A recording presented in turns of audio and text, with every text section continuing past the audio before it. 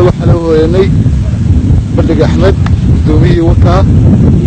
ciidamadii soo wasalay tagawardii laga soo degaayo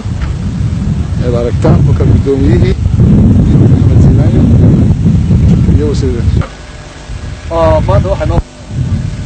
inuu muuqashay loogu yimid goobta raaca hore gudoomiyihii ururka dhaqaalaha waddanka yaayo habeeniga saniga Cabdullaahi Askar abaabulay ciidamada xoreynta Sanad Maxamed Jaahin haliyay qaybta sidii kooxda waxa kaloo maraya ciidamo meel horta ee Ethiopia waa ciidamada baan kala waxa ciidamada carabiga waxa jooga ogayiga abaabulaya dalka la xiray waxa kaloo socda ogayihi maamulka dhaqaalaha oo jir lacag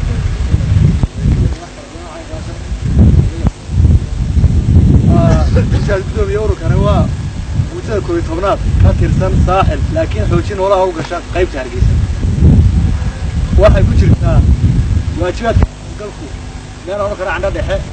oo isku xidhan laba qaybood ee Soomaaliya la tiraahdo Hargeysa ila bad ka badisoo oo dabaashay qanabad